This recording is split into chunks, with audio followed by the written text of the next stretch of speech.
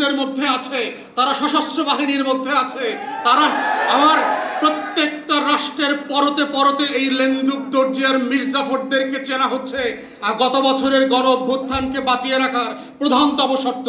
অতএব বাংলাদেশের এই সহযোদ্ধা তরুণ এবং যুবকদেরকে বুঝতে হবে, এই রাষ্ট্রটাকে যদি পুনর্গঠন করতে হয়, তরুণদের যুবকদের স্বপ্ন বাস্তবায়নের রাষ্ট্র করতে হয়, সেই ঘাপটি মারা লেন্দুক দর্জি আর মির্জাফরদেরকে এক্সপোজ করা হচ্ছে আজকের যুব সম্মেলনের প্রধানতম ইস্তেহার হওয়া উচিত বলে আমি মনে করি।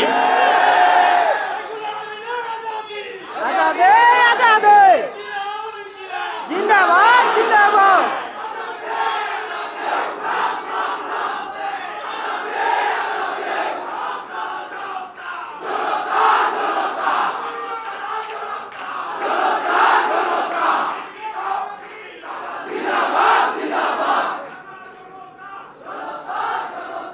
এবং এই শত্রু চিহ্নিত করবার জায়গাতে আমরা বারবার যেটা দেখতে পেয়েছি, গণ অভ্যুত্থানের পক্ষের শক্তিরা যারা কাঁধে কাঁধ মিলিয়ে পাশে পাশ মিলিয়ে স্নাইপারের গুলের মুখে একসাথে শাহাদাত বরণ করেছে, সেই একই রক্তের রঙিন হওয়া মানুষগুলো আজকে ভিন্ন ভিন্ন বক্তব্য দিয়ে একজন আরেকজনকে শত্রুপক্ষ তৈরি করছে।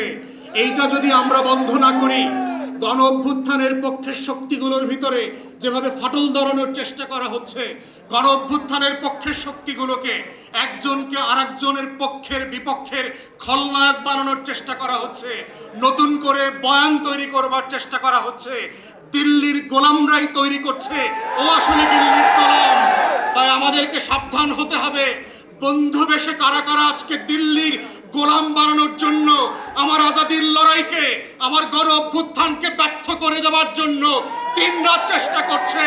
সেই দিল্লির গোলামদেরকে এক্সপোজ করা, সে রাজনৈতিক দলের নেতা হোক, সে আমলাতন্ত্রের মধ্যে হোক, সশস্ত্র বাহিনীতে হোক, গোয়েন্দা সংস্থায় হোক, এই যে নতুন বয়ানের রাজনীতি তৈরি হচ্ছে, যেই রাজনীতির মধ্য দিয়ে গণ অভ্যুত্থানের নায়কদেরকে আজকে খলনায়ক বানানো হচ্ছে, যেন বাংলাদেশ সব লুটপাট করে খেয়ে ফেলছে সমন্বয়করা।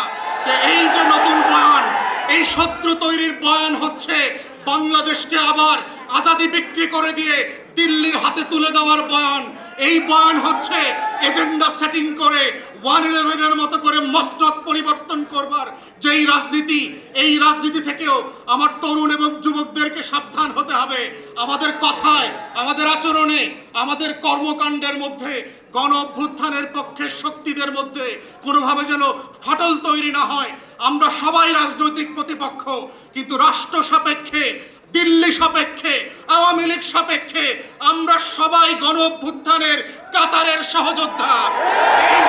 এই লড়াইতে বিএনপিও লড়াই করেছে, এই লড়াইতে এনসিপিও লড়াই করেছে, এবি পার্টিও করেছে, জামাত শিবিরও করেছে, চরমনাইও করেছে। তারা কেউ গণ অভ্যুত্থানের শত্রু না।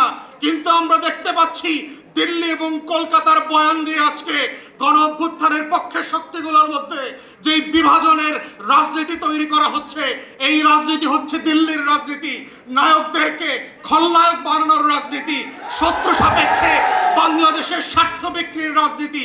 অতএব সেই রাজনীতির ব্যাপারে প্রত্যেকটা রাজনৈতিক দল এবং নেতাকে সজাগ সচেতন যেমন থাকতে হবে, তেমনি ভিজিলেন্ট থাকতে হবে।